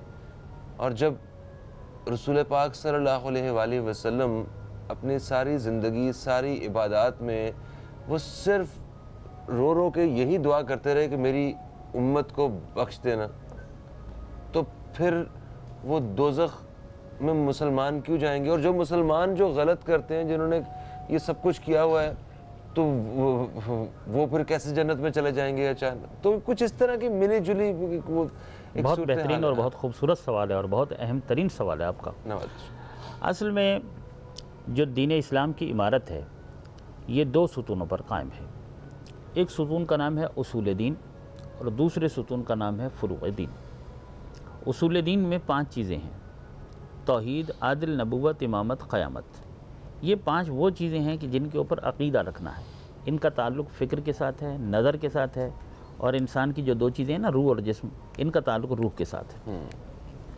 अक़ीदे का ताल्लुक़ रूह के साथ होता है, ईमान का ताल्लुक़ रूह के साथ होता है, अमल आदाए जिस्मानी से अंजाम दिया जाता है। उसके बाद फ़ुरूअ दीन। फ़ुरूअ दीन में 10 चीज़ें हैं, नमाज, रोज़ा, हज, ज़कात, खुम्स, जहाद, अम्र बिल मारूफ, नही अनिल मुनकर, तवल्ला। ये जो 10 चीज़ें हैं, ये 10 चीज़ें वो हैं कि जो इस्लाम का अमली प्रोग्राम है इंसानी ज़िंदगी के लिए, कि इंसान ने प्रैक्टिकल लाइफ कैसे गुजारनी है, क्या कर रहे हैं, वो कौन सी चीज़ें हैं अल्लाह की तरफ से, वो कौन से अहकामात हैं, कौन से अमाल हैं, कौन सी इबादत हैं कि जिनको बजा लाना हमारे फ़राइज़ में शामिल कर दिया गया। अच्छा, जो जन्नत है, जन्नत किस बात पर मिलेगी? ईमान और अमल सालेह। जन्नत मिलेगी 2 चीज़ों के बस, एक ईमान, एक अक़ीदा, और दूसरा अमल। जिस शख्स का अक़ीदा भी बिल्कुल ठीक है, अमल भी बिल्कुल ठीक है, ईमान की मंजिल पर भी फ़ायद है, अमाल भी उसके अमाल साले हैं, तो बिल यकीन उसने जन्नत में जाना है, इसमें कोई शक ही नहीं है। सही है। अब जिसका अक़ीदा भी ठीक नहीं और अमल भी ठीक नहीं, दोनों ही चीज़ें ठीक नहीं है, मसलन काफिर हैं, मुशरिक हैं, उन्होंने दोज़ख में जाना है, इसमें भी कोई शक नहीं है। अब वो लोग कि जिनका अक़ीदा ठीक है लेकिन अमल ठीक नहीं है, अमल में कमज़ोरी है, तो इसमें यह है कि अगर अमल में थोड़ी बहुत कमज़ोरी है तो वहाँ तो सरकार दो आलम की सिफारिश से जान जल्दी छूट जाएगी। और अगर अमल में ज़्यादा कमज़ोरी है लेकिन ईमान बिल्कुल ठीक था, अक़ीदा बिल्कुल ठीक था, तो उन गलत आमाल की सज़ा बहरहाल भुगतना पड़ेगी और उसके बाद जन्नत में जाना है, क्योंकि ईमान मौजूद था, क्योंकि अक़ीदा ठीक था। तो अमल की जो कोताहियाँ हैं उनकी सज़ा, मसलन किसी का हक़ खा लिया, किसी यतीम का माल खा लिया। अच्छा, 2 चीज़ें हैं रोज़ आखिरत जिनके बारे में सख्त बाज़पुरस है, एक है हुकूक अल्लाह और एक है हुकूकुल इबाद, हुकूकुन नास। तो जो अल्लाह के हुकूक हैं जैसे नमाज, रोज़ा, इबादत वगैरह, इसमें परवरदिगार आलम ख़ुद भी गफ़ूर और रहीम है, दरगुजर से काम ले सकता है, रसूल गिरामी भी शफ़ात फरमाएंगे। लेकिन जो बंदों के हुकूक हैं उस सिलसिले में माफ़ी तब होगी कि पहले बंदे के साथ मामला क्लियर हो जाए। जो बंदे का हक़ है या तो उसे दे दो, या फिर रोज़े क़यामत वो ख़ुद अपना हक़ आपको छोड़ दे, नहीं तो फिर तीसरी सूरत यह है कि आपको सज़ा भुगतनी है। अब जिस बंदे को दुनिया में भी इंसाफ नहीं मिला, क्या उसको आखिरत में भी इंसाफ न मिले? तो एक दिन का तो वो इंतज़ार करता रहा है ना। जिस गरीब का यहाँ हक़ खा लिया गया, जिस पर यहाँ जुल्म हो गया, जिस पर यहाँ सितम हो गया, तो उसे दुनिया की अदालतों में कहीं इंसाफ नहीं मिला, और वो एक दिन का इंतज़ार करता रहा कि एक दिन एक आदिल परवरदिगार की अदालत होगी, क़यामत का दिन आएगा जहाँ मुझे इंसाफ ज़रूर मिलेगा। तो उस दिन तो उसे इंसाफ मिलना चाहिए ना। बिल्कुल। अगर वो हक़ अपना माफ़ नहीं कर रहा तो परवरदिगार आलम की अदालत का तकाजा ही ये है कि उसको दोज़ख में डाला जाए, और अगर उसका अक़ीदा ठीक था तो अपने इन गुनाहों की सज़ा भुगतने के बाद बिल आखिर चूँकि सरकार दो आलम का उम्मती है, मुसलमान है, लिहाजा वो आएगा जन्नत में, बिल्कुल मुसलमान है। यानी कि आपने कहा कि जो हुकुन नास हैं, जो बंदों के, इसी के साथ एक थोड़ा सा पैबंद ये भी लगाऊं कि वो लोग के जिनके अकायद ठीक नहीं और अमाल अच्छे हैं, मगरबी दुनिया में ऐसे बहुत लोग हैं कि वो मुसलमान माशरे नहीं हैं, उनका अक़ीदा ठीक नहीं है, लेकिन खैरात कर रहे हैं, गरीबों की मदद कर रहे हैं, वेलफेयर के काम कर रहे हैं, यतीमों के काम आ रहे हैं, मिस्किनों के काम। जैसी मिसाल मौजूद है। जी बिल्कुल बिल्कुल। ऐसी वो इजादात हैं कि जिन्होंने, जो खुद मुसलमान नहीं थे बल्कि उन्होंने ईजाद किया है, और सारी मुस्लिम उम्मा जो है वो कुरान पाक उस रोशनी में पढ़ती है। जी बिल्कुल। तो बिल्कुल इस तरह के वो ये फलाही काम ही तो है। और जी बिल्कुल। तो ये वो लोग के जिनका अक़ीदा ठीक नहीं था, ईमान उनके पास मौजूद नहीं था, लेकिन उनके पास दूसरी नेकियां बहुत ज़्यादा हैं, तो ऐसे लोगों को उनकी नेकियों की जगह परवरदिगार आलम दुनिया ही में दे देता है। अल्लाह उनकी नेकियों की को ज़ाया नहीं करता, क्योंकि परवरदिगार करीम है, तो उनकी जो नेकियां हैं उनकी जज़ा खुदा की तरफ से उन्हें दुनिया ही में मिल जाती है। और ऐसी नेकियां अगर हद से बढ़ जाएं, बहुत ही ज़्यादा मौजूद हों, तो परवरदिगार आलम उन्हें दोज़ख से मुकम्मल निजात दे सकता है। लेकिन जन्नत में सिर्फ वही जा सकता है जो साहिब ईमान होगा। मसलन हातिम ताई के बारे में कि हातिम ताई चूँकि साहिब ईमान नहीं थे लेकिन बहुत ज़्यादा सखी थे, तो वो दोज़ख में नहीं जाएंगे लेकिन जन्नत में भी नहीं जाएंगे, क्योंकि जन्नत सिर्फ उसके लिए कि जो साहिब ईमान। दरअसल आखिरत जो है वो एक गैबी चीज़ है, और ये ईमान का बहुत बड़ा दर्जा है कि गैब पर ईमान रखना। और अल्लाह ताला सूरह बकरा के शुरू में ही कह चुका है कि जो मुत्तकी हैं इनकी सिफत ये है कि ये गैब पर ईमान रखते गैब हैं। पर ईमान, बिल्कुल। अब फ़िरौन को 300 साल तक हज़रत मूसा समझाते रहे कि भाई तुम जो है वो मुसलमान हो जाओ, अल्लाह की वहदानियत को मान लो। नहीं माना, 300 साल तक नहीं माना, समझाते रहे, नहीं माना। लेकिन जब वो गर्क हो रहा था तो उस वक्त उसे सब कुछ दिखाई दे दिया, फरिश्ते नज़र आ गए, आगे के सारे क्लियर हो गए चीज़ें। तो उस टाइम वो कहता है आमनतु बिरब्बि मूसा व हारून, कि मैं मूसा और हारून के रब पर ईमान लाया। तो तफसीर में लिखा कि हज़रत जिब्राइल ने वो रेत जो थी गारा उसके मुंह में डाल दिया कि अब तो गैब खुल गया है। असल में ये है कि आखिरत एक गैबी चीज़ है और इस पर कॉन्सेप्ट रखना ये असल में अल्लाह ताला का इकरार करना है, और आखिरत उसी के लिए जो उसको मान रहा है। जिसने उसको माना ही नहीं है तो उसके लिए तो वो आखिरत नहीं है ना। बिल्कुल सही, बिल्कुल सही। एक ब्रेक का वक्त फिर से हो चुका है और ब्रेक के बाद हम वापस आते हैं तो हम नमाज की अहमियत के हवाले से हम बात करेंगे अपने मेहमानों से। कहीं मत जाइए, अब तक देखते रहिए न्यूज़ कैफ़े, देखते रहिए, अभी आपसे दोबारा मुलाकात होती है।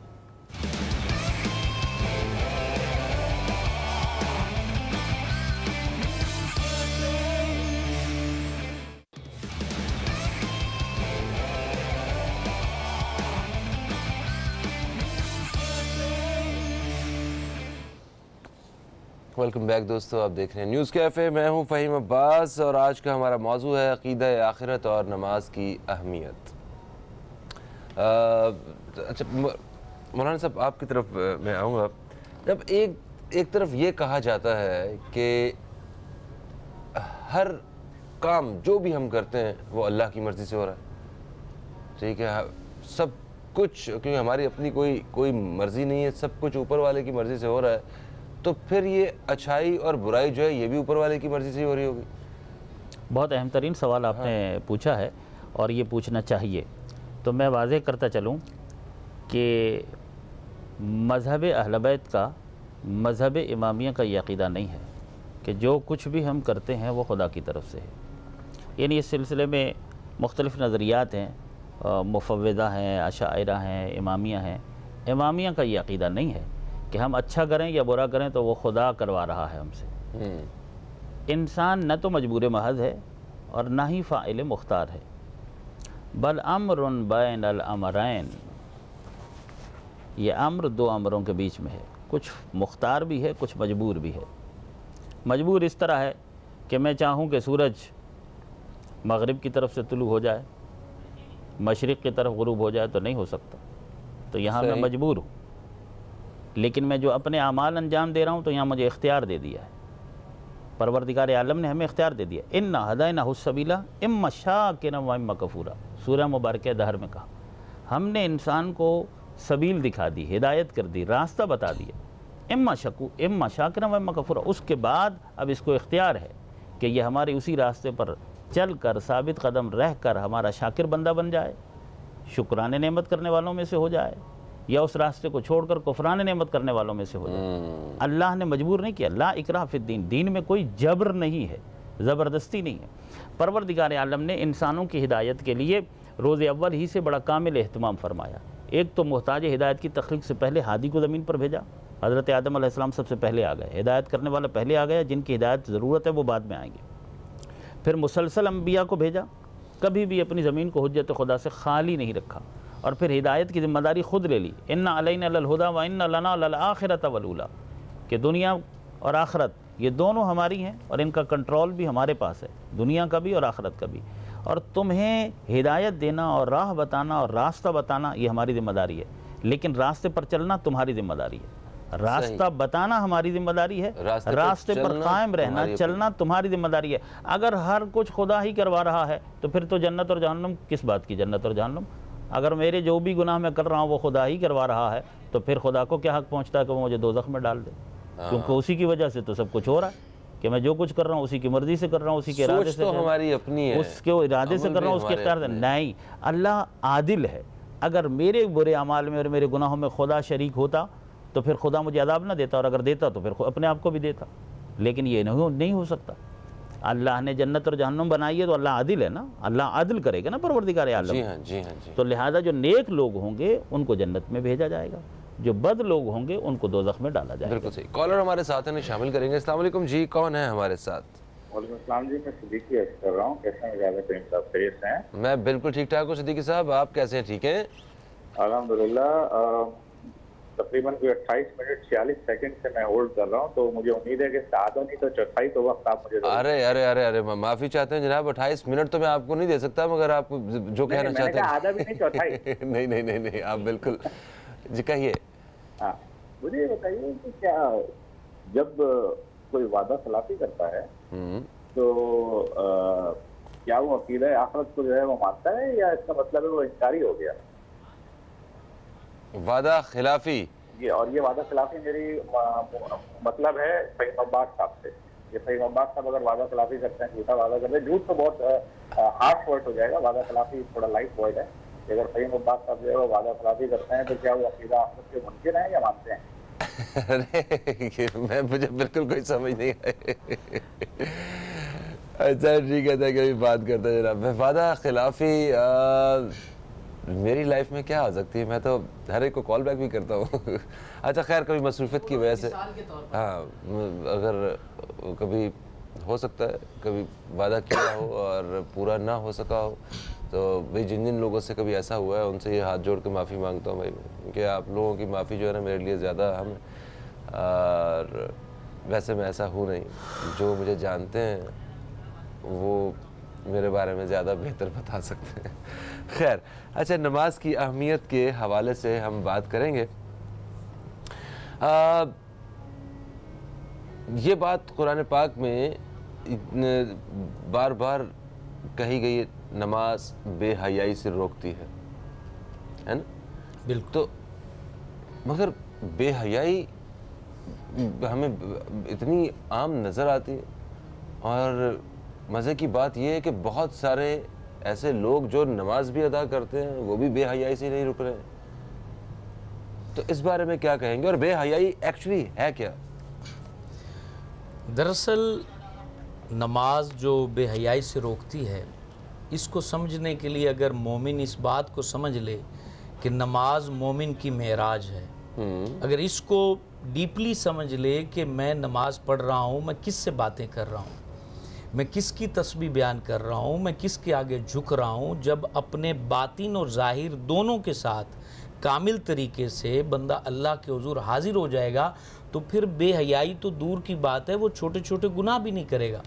जैसे हज़रत इमाम ज़ैनुल आबिदीन रदी अल्लाह ताला अन्हु के बारे में आता है, जब नमाज़ पढ़ने के लिए वज़ू करते थे तो वो पसीने में शराबूर हो जाते थे, उनका रंग जो है वो फीका पड़ जाता था। पूछते थे कि इमाम वक्त आप की ये कैफियत कैसे है? तो आप फरमाते कि मैं अल्लाह के दरबार में पेश होने जा रहा हूँ, तो मुझे वो पेशी का जो डर है उस वजह से मुझे ये पसीना आ रहा है। अब बेहयाई से कैसे रोकेगी? हम तो नमाज के चोर बन चुके हैं, जाते हैं सजदा ऐसे करते हैं जैसे कबूतर दाने चुग रहा होता है, और जो है वो कामिल तरीके से वज़ू भी नहीं करते, और ठीक तरीके से उसमें जो कलाम मुबारक है वो भी नहीं पढ़ते। और फिर अब देखें, नमाज मोमिन जो पढ़ते हैं और पता भी नहीं, तर्जुमा भी नहीं पता कि पढ़ क्या रहे हैं। ना, नमाज मोमिन की मेराज है, ये लफ्ज़ तो सुना हुआ, क्यों कहा जा रहा है? क्योंकि मेराज में नबी करीम ने अल्लाह से बातें की हैं, और यहाँ उम्मती अल्लाह से बातें कर रहा है। कैसे कह रहा है? सुबहानकल्लाहुम्मा, ऐ अल्लाह पाक है तू। अब काफ ज़मीर जो है ये हाजिर के लिए होती है, कि बंदा जैसे हम आपस में कलाम कर रहे हैं बिला तशबीह, तो फिर आगे करता है वतबारक अस्मुका, और बरकत वाला है तेरा नाम, वतआला जद्दुका, और बुलंदो बाला है तेरी बुजुर्गी, वला इलाहा गैरुक, और तेरे अलावा कोई माबूद नहीं है। अब इस तरह से वो कलाम करता है अल्लाह तबारक व ताला से, गोया कि वो हम कलाम हो रहा है। अब इस कैफियत में आप 5 वक्त की नमाज़ पढ़ लें, आपकी तबीयत बिल्कुल ही अंदर से जो है ना वो अजीब व गरीब नूरानी कैफियत की हामिल हो जाएगी। एक सुकून आपको महसूस होना शुरू हो जाता है। अतर हशमती साहब सुकून के तलबगार हैं, आप अपनी आवाज़ में कोई कलाम पेश कीजिए।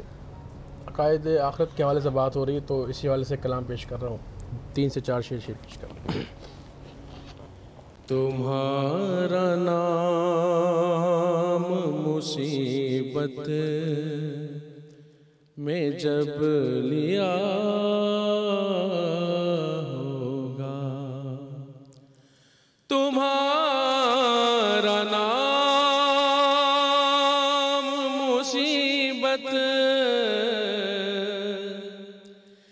जब लिया होगा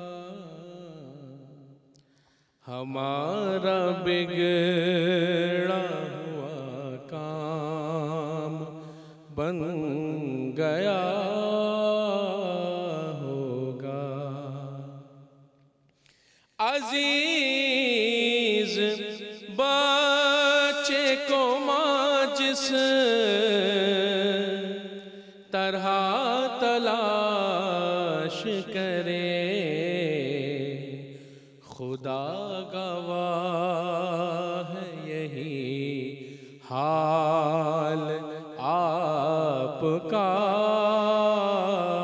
होगा। और कहेंगे और नबी इज़ हबू इला गैरी, मेरे हुजूर के लब पर आना लहा होगा, मेरे हुजूर के लब पर आना लहा होगा। और तवज्जो तलब शेर, मकाम फासिलों पर काम मुख्तलिफ कितने, वो दिन ज़हूर कमाले हुजूर का होगा। और मैं उनके दर का भिखारी हूँ फज़ले मौला से, मैं उनके दर का भिखारी हूँ फज़ले मौला से। हसन फ़कीर का जन्नत में बिस्तरा होगा।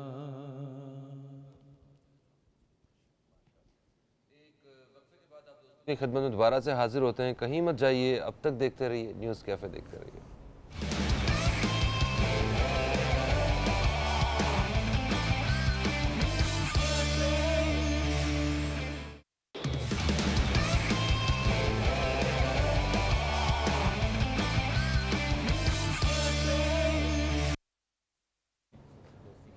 वेलकम बैक दोस्तों, आप देख रहे हैं न्यूज़ कैफ़े, मैं हूं फ़हीम अब्बास।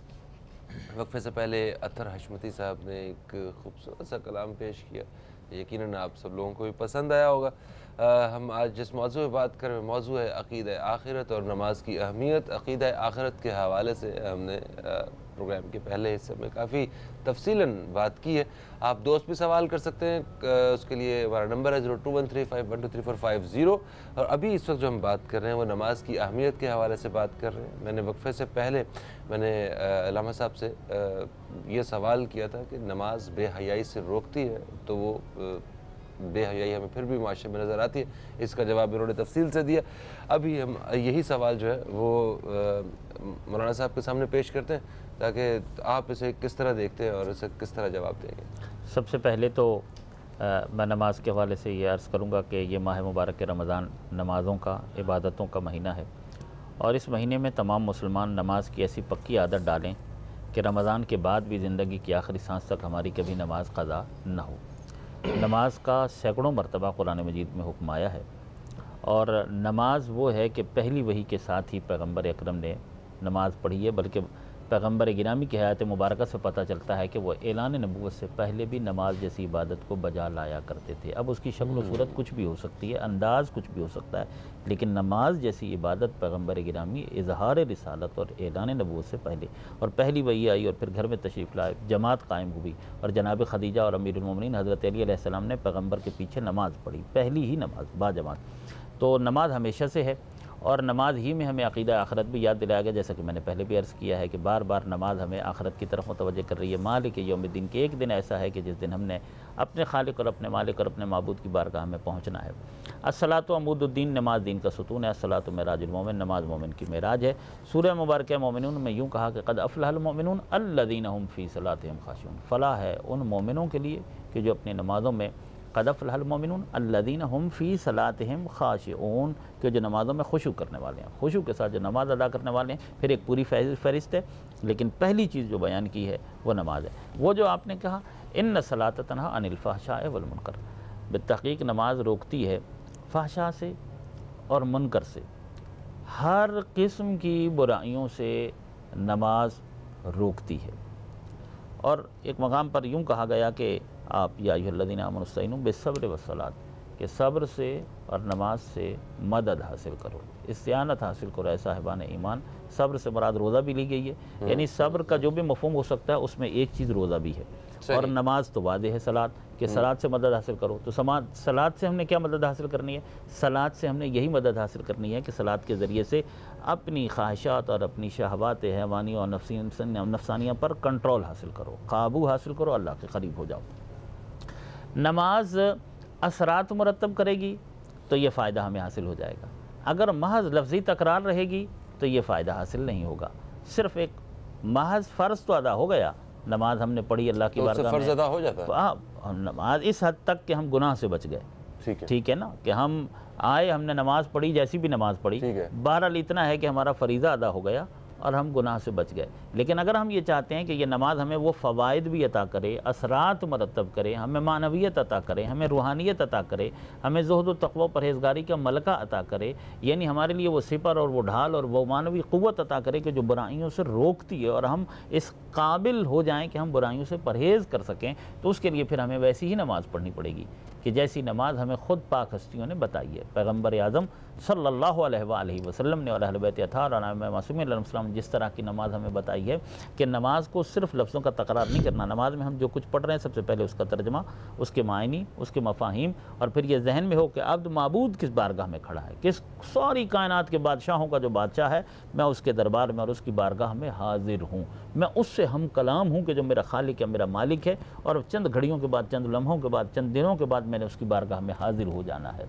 नमाज को पढ़े और उस तरीक़े से पढ़े कि मैं नमाज में क्या कह रहा हूँ, बिस्मिल्लाहिर्रहमानिर्रहीम अल्हम्दुलिल्लाहि रब्बिल आलमीन अर्रहमानिर्रहीम। जिस वक्त बंदा कहे ना अल्हम्दुलिल्लाहि रब्बिल आलमीन, सारी कायनात से रुख मोड़ चुका, मुँह फेर चुका कि जो आलमीन का रब है उसी से लो लगा। तमाम तमाम बुलंदियाँ उस खालिक के लिए, उस मालिक के लिए हैं, तमाम तर तारीफ़ और तौसीफ़ उस अल्लाह के लिए है जो आलमीन का रब है, अर्रहमानिर्रहीम। फिर उसकी रहमत से उम्मीद वाबस्ता करे, मालिक यौमिद्दीन। अब रोज़ क़यामत और रोज़ आखिरत को याद करने के साथ पसीना आना चाहिए खौफ खुदा का। एक दिन मैंने बारगाह में पेश होना है, बारगाह इलाही में, बारगाह रुबूबियत में, मुझे अपने अमाल का हिसाब व किताब देना है। अब यहाँ खौफ होना चाहिए, यहाँ खशियत होनी चाहिए, यहाँ क़यामत का मंजर निगाहों के सामने होना चाहिए कि पेशी का दिन कैसा सख्त दिन होगा, कैसा रश होगा, कैसी भीड़ होगी, सब असरार और सब पर्दों से सारे हिजाबात हट जाएंगे। वो दिन राज खुलने का दिन होगा, वो कैसा दिन होगा, तो खौफ खुदा आ जाना चाहिए। एक याद का जी सर, एक कॉलर हमारे साथ है जिन्हें मैं शामिल करना चाहूँगा। अस्सलाम वालेकुम जी, कौन है हमारे साथ? वामिक बात कर रहा हूँ, आप सबको मेरा सलाम। वालेकुम सलाम वामिक साहब, क्या हाल है? ठीक है, अल्लाह करम। अच्छा, मैं तबसरा चाहूँगा है कि जैसे अकीदा का मतलब यकीन है ना जी, कि भाई यहाँ यकीन है, तो आदमी को दुनिया के लिहाज से जैसे किसी शख्स पर यकीन होता है कि यार मेरी ये जरूर मदद करेगा, अगर मुझे जरूरत पड़ी तो वो उसके पास भागा भागा जाता है, ठीक है। इसी तरह जब आदमी को यकीन है कि यकीन का मतलब है कि जब आपको कोई बंदूक की जोर पे नहीं लेके जा रहा, कोई आपको जबरदस्ती नहीं लेके जा रहा, आप खुद जा रहे हैं, तो वो यकीन है। और यकीन का मतलब हो गया अकीदा। तो आप मस्जिद जाते हैं, अपनी मर्जी से जाते हैं, ये तो आपका अकीदा हो गया। अब मस्जिद वो ऐसी जगह जैसे एक जमाने में टेलीफोन नहीं हुआ करता था, लोग टेलीग्राम ऑफिस जाते थे, मखसूस जगह होती थी जहाँ से कांटेक्ट होता था इंसान का दूसरे से, ठीक है। तो अल्लाह ताला ने वो जगह नमाज की सूरत में बना दी है कि भाई 5 वक्त घंटी बजा रहा है तो वो उसकी नमाज के लिए है कि भाई आके मुझसे जो मांगना मांगो, अब तुम यकीन दे तो आए रहो, मैं दूंगा जरूर। क्या ख्याल है? ठीक है, ठीक है, ठीक है जनाब, इस पे तबसरा चाह रहे हैं। इन्होंने बहुत अच्छी बात कही है कि बंदा यकीन के साथ जब मस्जिद में जाए, नमाज पढ़े, तो अल्लाह ताला उसकी मुराद को पूरा फरमाता है। अगर इस पर हम आजकल तवज्जो कर दें तो हमारी जो तवाहम परस्ती है वो ख़त्म हो सकती है। हमारे प्यारे नबी सल्लल्लाहु अलैहि वसल्लम ने हमें यही तालीम इरशाद फरमाई कि जब भी तुम्हें परेशानी आए, जब भी गम आए, जब भी मुसीबत आए, तो उस टाइम तुम नमाज़ पढ़ो, और नमाज इस यकीन से पढ़ो कि मैं नमाज़ पढ़ूँगा तो मेरे तमाम गम दूर हो जाएंगे। काश हम मस्जिद में इस तरह जाएं, एक मैं तसव्वुराती बात अर्ज़ कर रहा हूँ कि अपने तमाम गम जिनसे लड़ लड़ के बंदा परेशान हो चुका है, उसको एक तसव्वुराती तौर पे गठड़ी में बांधे और फिर अल्लाह के हुजूर चला जाए कि अल्लाह मैं तो थक चुका हूँ, तेरे घर में आ गया हूँ, अब यहाँ इस इरादे से आया हूँ कि मुझे तो हल्का करके वापस भेजेगा, मेरा गम दूर करके वापस भेजेगा। अब ये यकीन जिस कदर कामिल होगा, कॉन्सेप्ट जितना क्लियर होगा कि मैं अल्लाह के घर में बैठा हूँ और उस शहनशाह के घर में बैठा हूँ कि जिसके दरबार में अपने जुर्म का इकरार करने वाला बख्शा जाता है। ऐसी अदालत कहीं नहीं है, ऐसा बादशाह कहीं नहीं है। ये सिर्फ जो है वो अल्लाह ताला का ही दरबार है कि जहाँ इकरार करने वाले को बख्श दिया जाता है। तो वहाँ इकरार कर लिया और यकीन मोहकम कर लिया कि मैं यहाँ से खाली नहीं जाऊँगा। जब यकीन इस उरूज को पहुँचता है फिर तो बंदा पैर मारे तो चश्मे रब जारी फरमा देता है। ये यकीन ही मुतज़लज़ल है जो इंसान जो है वो परेशानियों का शिकार रहता है। तो नमाज इसी तरह बंदा पढ़े कि सजदा जब कर रहा हो, पेशानी अल्लाह के हुजूर हो और दिल पूरे का पूरा अल्लाह के दरबार में पहुंचा हुआ हो और पता हो कि यहाँ से मैं मुरादों को लेके लौटूंगा, तो फिर वो वहाँ से मुरादें पा के लौटता है।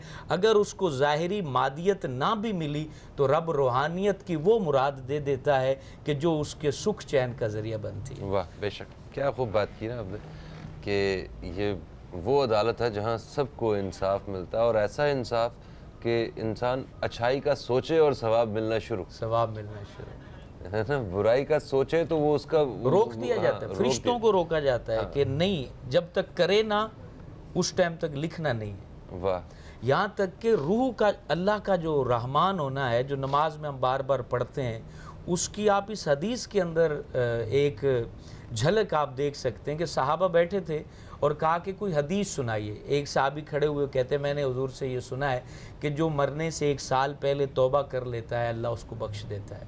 दूसरे खड़े होकर कहते हैं कि मैंने ये सुना है कि नबी पाक अलैहिस्सलाम ने फरमाया 1 महीना पहले भी अगर कोई तौबा कर ले तो अल्लाह उससे भी बख्श देता है। तीसरे ने कहा मैंने ये सुना कि 1 दिन पहले भी अगर कोई तौबा कर ले तो अल्लाह उससे बख्श देता है। और एक ने कहा कि मैंने नबी करीम अलैहिस्सलाम से ये सुना कि आखिरी हिचकी से पहले भी अगर माफ़ी मांग ले तो अल्लाह उसको माफ़ कर देता है। कानून कुदरत देखें, यहाँ फ़हीम भाई अर्ज़ करना चाहूँगा, रूह निकलने का मामला जो है वो पैरों से है, सर से नहीं रखा। रूह अमरे रब्बी सर से भी निकाल सकता था, इसलिए नहीं रखा कि ज़बान बंद हो जाएगी तो तौबा कैसे करेगा। इधर से रखा ताकि बंदा मोमिन मुसलमान उस वक्त भी तौबा कर ले जब तक रूह जो है उसके घुटनों तक, सीने तक पहुंच जाती है। उस टाइम भी कह दे कि मौला माफ़ कर दे और रब्बे करीम उसको माफ़ फरमा देता है। सुभान अल्लाह। वावी भाई, आपकी आवाज़ के साथ मैं ब्रेक पर जाना चाहूँगा, मगर अभी ब्रेक में कुछ वक्त है तो कुछ कलाम जो है वो सुनाइए और थोड़ी सी रौनक बढ़ाइए आज की इस नशिस्त की।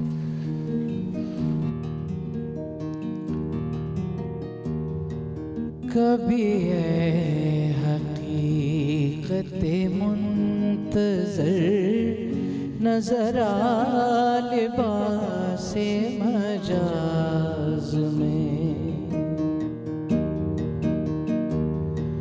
के हज़ारों सजदे तड़प रहे हैं मेरी जबीने नियाज़ में। कभी है हकीकत मुंतज़र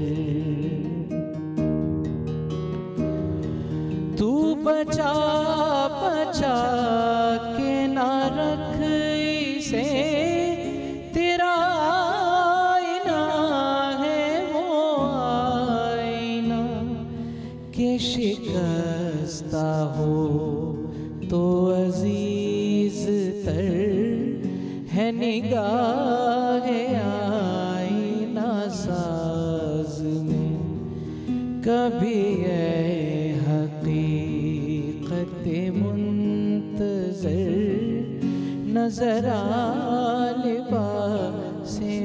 मजाज में, नजर आ लिबास मजाज में। क्या बात है जनाब, बहुत खूब। दोस्तों एक वक्फे की तरफ बढ़ेंगे, वक्फे के बाद दोबारा आपसे मुलाकात करते हैं। कहीं मत जाइए, अब तक देखते रहिए न्यूज़ कैफ़े, देखते रहिए।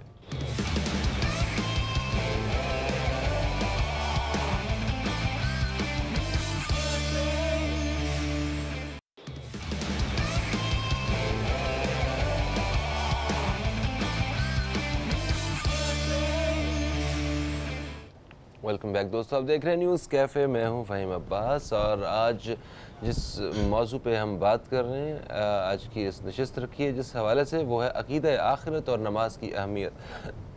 सॉरी, तो अक़ीदा आखिरत के हवाले से बातचीत का सिलसिला जारी था, नमाज की अहमियत के हवाले से अभी हम बात कर रहे हैं। अच्छा, अभी जो सवालात हैं हमारे पास, अल्लामा इशफाक मदनी साहब, सब अमूमी तौर पर हम लोग जो मतलब एक बड़ी तादाद में जो मस्जिदें वीरान हैं, नमाज नहीं अदा कर रहे होते, इसके पीछे क्या वजह होती है? मतलब ऐसी वो कौन सी चीज़ है जो साइकोलॉजिकली एक बंदे को, एक मुसलमान को अल्लाह के सामने झुकने के लिए वो चंद मिनट जो हैं वो दिन में 4-5 दफ़ा वो निकालने से रोकती है? और फ़ोन पे हम लोग जो है वो घंटा घंटा फेसबुक पे इस्तेमाल करते रहते हैं। तो आखिर वो ऐसी वो कौन साइकोलॉजिकली क्या हो सकता है कि जिस पे हम काबू पा सकें? वो किसी ने बड़ी प्यारी बात लिखी थी कि पहले मस्जिदें कच्ची थीं लेकिन नमाजी पक्के थे। अब मस्जिदें तो पक्की और बड़ी खूबसूरत बना दी हैं लेकिन नमाजी कच्चे हैं। हाँ। जो सिर्फ ईद पर दिखाई देते हैं या फिर रमज़ान में दिखाई देते हैं। बहरहाल एक की नमाज मेरे ख्याल फ़र्ज़ भी नहीं, हाँ, फ़र्ज़ है, वो वाजिब है और शहरियों के लिए, देहातियों के लिए वो वाजिब भी नहीं। अच्छा, असल में ये है कि जो आपने फरमाया कि कौन सी चीज़ है कि जो इनको रोकती है, दरअसल नबी करीम अलैहिस्सलाम ने एक दफ़ा इरशाद फरमाया, सहाबी से फरमाया कि तुम देखोगे कि तुम्हारी ज़िंदगी में हर आने वाले दौर में फ़ितने ज़्यादा होंगे। तो जूँ जूँ वक्त क़यामत के करीब जा रहा है, फ़ितने बढ़ रहे हैं। यानी इंसान को मादियत जो है, उसकी ख्वाहिश पूरी करने के जो असबाब हैं वो बढ़ते चले जा रहे हैं। और हम जैसे पहले ब्रेक में ये बात कर रहे थे कि अपनी ख्वाहिश को रोकना ही बहुत बड़ा जिहाद है, और ये रोक के अल्लाह के हुजूर पेश होना ही ये बहुत बड़ा जिहाद और बहुत बड़ा मकाम है, रूहानी मकाम है। तो अब इस दौर में, पहले ज़माने में इतने सारे असबाब नहीं थे अपनी ख्वाहिशों को पूरे करने के। पहले लोगों के पास जो है ना वो इतने मसरूफ़ नहीं थे। मोबाइल फ़ोन जो बहुत बड़ा आसानी का भी ज़रिया और फितने का भी ज़रिया है। तो अब इंसान अपनी ख्वाहिश को जब देखता है कि उसको ज़ाहिर में दिखाई दे रही है और ये अभी पूरी हो जाएगी, और नमाज का सिला उसे कब्र में, माशर में वो बताया गया है कि मिलेगा, तो वो पहले अपनी ज़ाहिरी चीज़ को पकड़ता है और उसी को छोड़ के जब इस तरफ जाता है और इस फितनों के दौर में जब इधर जाता है, तो फिर वो गौर करे कि नबी पाक की आंखों को कितनी ठंडक पहुंचती होगी कि जब एक तरफ उसके पास तमाम असबाब हैं अपनी ख्वाहिशों को पूरा करने के, और वो उनको ठोकर मारता है, कहता है नहीं, मेरे सोने नबी की आंखों की ठंडक का वक्त हुआ है, मैंने अब ये नहीं करना, मैंने सजदा करके प्यारे महबूब की आंखों को ठंडा करना है। तो फ़ौरन उठ के चला जाता है। तो ये बहुत बड़ा जिहाद है और रूहानी मंजिल है। इसकी तरफ तवज्जो दिलाने के ज़राए नहीं असल में हमारे तरफ। हमें चाहिए कि जैसे बाबा फरीद की माँ तवज्जो दिलाती थी, हालांकि उस टाइम तो बड़े अच्छा दौर था, और आप क्या कहती थी कि बेटा फरीद नमाज़ पढ़ा करो, रब शक्कर अता करता है। और फिर वो एक पुड़िया नीचे रख देती थी, आप मुसल्ला उठाते, वो खा लेते। और एक दिन वो रखना भूल गई, काम कर रही थी, और बाबा फरीद वहाँ नमाज़ पढ़ना शुरू कर दिया। उठाया तो नीचे शक्कर जो है ना, शक्कर ही शक्कर थी। तो ये बात होती है कि वालिदा का भी रोल होता है कि बचपन से ही सजदों की लताफत, सजदों की मोहब्बत और ये रूहानियत दिल में डाले। अब वो माँ भी नहीं पढ़ रही है, वालिदा का ये रवैया हो तो बच्चा जो है वो फरीद गंज शक्कर निकलता, गंज शक्कर बनता है। अब माँ फीड करते हुए भी जब वो फेसबुक यूज़ कर रही है, स्टेटस डाल रही है, तो फिर वो उसका बच्चा कहाँ से सजदे करेगा? सर बहुत साहब, यही सिलसिला गुफ्तगू माशाल्लाह से एक बहुत अच्छी आगा साहब ने गुफ्तगू फरमाई मौलाना साहब ने, कि वो कौन सी चीज़ है कि जो नमाज से रोक रही है और नमाज में हमें रुकावट बन रही है। दरअसल नमाज वो अमल है कि जो बंदे को खुदा से करीब करता है। तो नमाज में रुकावट हर वो शय है कि जो बंदे को खुदा से दूर करना चाहती है। वो क़ुव्वतें कि जो ये चाहती हैं कि अब्द माबूद से नज़दीक ना हो, वो क्या हैं? दो चीज़ें हैं। एक है ये सारी कायनात जिसमें ज़मीन, आसमान, चाँद, सूरज, जमादात, नबातात, हैवानात, महल्लात, बागात, आसाइशात, लैल व नहार, शाम व सहर, लज्जात, हर किस्म के लज़ाइज़, ये सारी चीज़ें आ गईं। लिबास, खुराक, रिहाइश, पोशाक, हुस्न, जमाल, तमाम चीज़ें आ गईं। एक तरफ ये पूरी कायनात है और एक तरफ है खालिक कायनात। एक तरफ है खालिक दुनिया, एक तरफ है ये सारी दुनिया और एक तरफ है खालिक दुनिया। दुनिया किस लिए खल्क़ हुई है? दुनिया में मैं भी हूँ, लेकिन मैं दुनिया के लिए खल्क़ नहीं हुआ, दुनिया मेरे लिए खल्क़ हुई। वल्लज़ी खलक़ लकुम मा फ़िल अर्ज़ि जमीआ, अल्लाह ने ये जो सारी कायनात बनाई है ना, जो सारी दुनिया बनाई है, ये बंदे के लिए बनाई है। तो अगर सारी दुनिया बंदे के लिए बनी है तो बंदा किस लिए बना? तो फिर हदीस कुदसी में कहा कि आदम के बेटे तुझे मैंने अपने लिए पैदा किया। लेकिन हो क्या रहा है? बंदा ये समझ बैठा कि शायद मैं दुनिया के लिए खल्क़ हुआ। तो बंदे की तलब, तमा, दौड़ धूप, हरकत का मकसद दुनिया है। जब हमारा मकसद माले दुनिया कमाना होगा, वसाइल दुनिया हासिल करना होगा, आसाइशात दुनिया हासिल करना होगा और सबसे ज़्यादा दुनिया समेटना चाहेंगे, हम चाहेंगे कि दुनिया ज़्यादा से ज़्यादा हमारी झोली में आ जाए, तो हमारा ताल्लुक़ और हमारा रिश्ता और हमारा रब्त खालिक़ दुनिया से कमज़ोर पड़ जाएगा। हमारी तवज्जुहात का मरकज़ ये माले दुनिया, आसाइशात दुनिया, वसाइल दुनिया हो जाएंगे और हुब्बे दुनिया ही तमाम बुराइयों की जड़ है। यानी अगर खालिक़ दुनिया से, अल्लाह से करीब होना है तो दुनिया की मोहब्बत को दिल से निकालना होगा। बंदे को ये समझना होगा कि मैं दुनिया के लिए खल्क़ नहीं हुआ, बल्कि दुनिया मेरे लिए खल्क़ हुई है। ये दुनिया बंदे के लिए खल्क़ हुई है। जब बंदा अपने आप को, अपनी दौड़ धूप, नक़्ल हरकत और अपनी तमाम तर कोशिशों और तमन्नाइयों को सर्फ करता है दुनिया को हासिल करने के लिए, तो गोया कि बंदे ने अपने आप को बहुत पस्त कर दिया और अपने मकसद तख्लीक़ से बिल्कुल मुनहरिफ हो गया और हट गया है। अगर बंदा अपना मकसूद माबूद को करार दे कि मैं एक खालिक के लिए, एक अल्लाह के लिए खल्क़ हुआ हूँ और उसके शाम उसार जितने भी जो कुछ भी मैंने करना है, मैंने अपने अल्लाह को पाना है, अपने रब को पाना है, अपने खालिक को पाना है, तो सारी दुनिया खुद ब खुद उसके कदमों में आ जाएगी। जिस तरह के अमीरुल मोमिनीन इमामुल मुत्तकीन सरकार अली अलैहिस्सलातु वस्सलाम फरमाते हैं, क्या मेरे अल्लाह जिसने तुझे पाया उसने क्या खोया, और जिसने तुझे खोया उसने क्या पाया। जिसने अल्लाह को पा लिया उसने पाया ही पाया है, उसने सारी दुनिया पा ली है, सारी दुनिया उसके कदमों में आ जाएगी। और जो अल्लाह को खो चुका है उसने फिर खोया ही खोया है, उसने कुछ भी नहीं पाया। एक मकाम पर जनाब अमीरुल मोमिनीन फरमाते हैं कि इलाही कफ़ा बी इज़्ज़न अन अकून अली अब्दन, ऐ मेरे अल्लाह मेरी इज़्ज़त के लिए ये काफ़ी है कि मैं तेरा अब्द हो जाऊँ। वकफ़ा बी फ़ख्रन अन तकून अली रब्बन, ऐ मेरे अल्लाह मेरे फ़ख्र के लिए ये काफ़ी है कि तू मेरा रब हो। बंदे की इज़्ज़त और बंदे के फ़ख्र के लिए, बंदे की इज़्ज़त के लिए सबसे बड़ी बात यह है कि मैं अल्लाह का बंदा हूँ, और सबसे बड़ी फ़ख्र की बात यह है कि अल्लाह मेरा रब है। अगर मैं इसी को समझूं कि इसी में सब इज़्ज़त है, सब अज़मत है, मेरा मतलूब, मेरा मकसूद मेरा खालिक होना चाहिए, मेरा उठना बैठना मेरे अल्लाह के लिए होना चाहिए, तो मैं तमाम वो आमाल अंजाम देना चाहूँगा कि जिससे मेरा अल्लाह मिल जाए। अब जो क़ुव्वतें, जो शैतानी क़ुव्वतें, जो तुग़यानी क़ुव्वतें, जो शहवानी क़ुव्वतें हमें हमारे रब से दूर करना चाहती हैं, वही इस मकाम पर आकर हमें सुस्त करती हैं, काहिल करती हैं और दुनिया की तरफ हमारी तवज्जुहात को ज़्यादा राग़िब करती हैं और खुदा से दूर करने के लिए नमाज से गाफिल करती हैं। बिल्कुल सर। सर, दुनिया की तरफ तवज्जो के हवाले से अभी जो बात हो रही है, एक ये बहुत अहम एक मसला है जिसका शिकार बहुत सारे हमारे ऐसे बहन भाई नमाजी वो हैं कि वो नमाज अदा कर रहे होते हैं तो उनका ध्यान जो है वो भटक जाता है कहीं, वो नमाज से वो कुछ और सोचें उनके जहन में आना शुरू हो जाती हैं। तो ऐसे मौके पे आप क्या कहेंगे कि इस पे काबू पाया जा सके? पहली बात तो ये कि ये इनको रोका नहीं जा सकता। इंसान के सोच में जो वसाविस आते हैं या दुनियावी ख्यालात आते हैं, इनको रोका नहीं जा सकता। ये नबी करीम अलैहिस्सलाम ने, सहाबा ने भी ये शिकायत की थी। अच्छा। तो आप सल्लल्लाहु अलैहि वसल्लम ने यही फरमाया था कि जब वसवसा आए, ख्याल आए तो उसको झटक दो, उसकी तरफ तवज्जो ना करो। जैसे एक ख्याल आया किसी ताजर को कि मेरे पास कोई गाहक आया तो उसको झटक दे, ये ना हो कि उससे डील शुरू कर दे। इन नमाज में उसको डील ही ना शुरू कर दे, दोस्त आ गया तो उससे बातें ही ना अपने ख्याल में शुरू कर दे। ख्याल आएगा, उसको रोक नहीं सकते। ये एक ख्यालात की दुनिया ऐसी दुनिया है कि इसके ऊपर आप बॉर्डर नहीं लगा सकते। बाकी इस पर काबू पाने के बेशुमार ज़राए हैं। पहली बात तो ये कि उसको झटक दें, दूसरी बात ये है कि अपने आप को दरबार इलाही में तसव्वुर करें, तीसरी बात ये है कि आप नमाज का तर्जमा सीखें, उसकी तफसीर सीखें और वो सारी चीज़ें ख्याल में लाएं। और चौथी बात यह है कि आप अल्लाह वालों की नमाज को अपने जहन में रखें।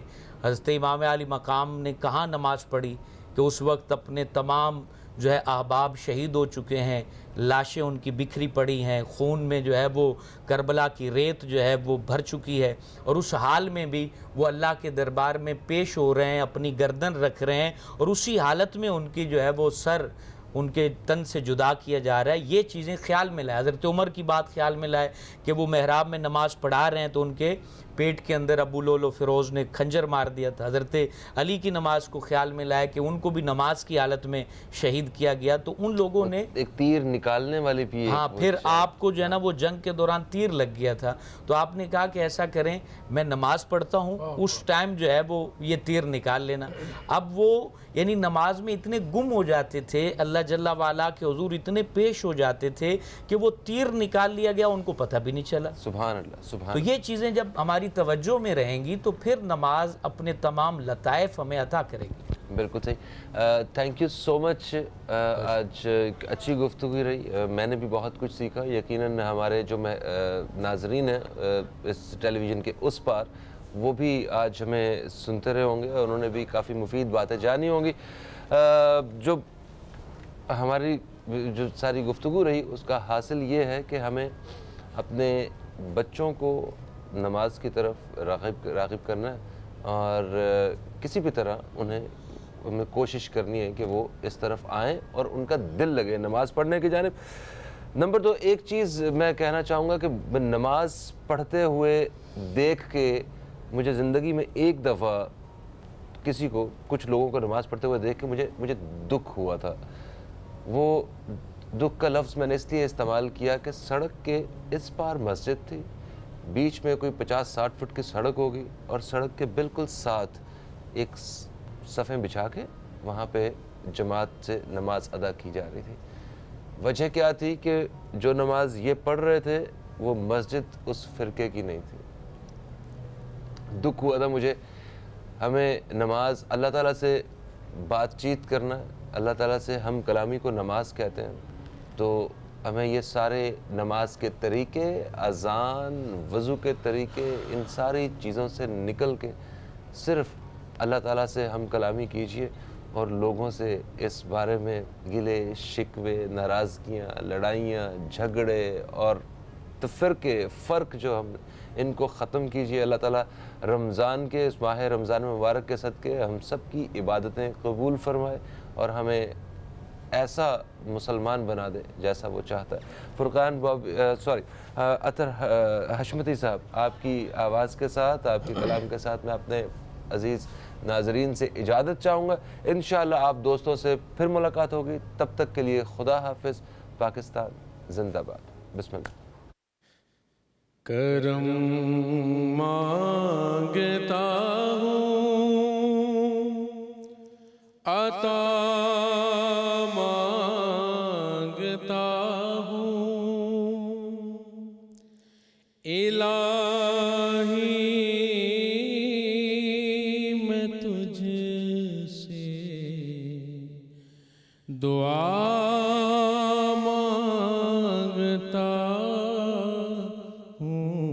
करम मांगता हूँ, अता मांगता हूँ, इलाही मैं तुझसे दुआ मांगता अता कर तू शाने करीमी का सदका, अता कर तू शाने रहीमी का सदका, न मांगूंगा तुझसे तो मांगूंगा किससे, तेरा हूँ मैं तुझसे दुआ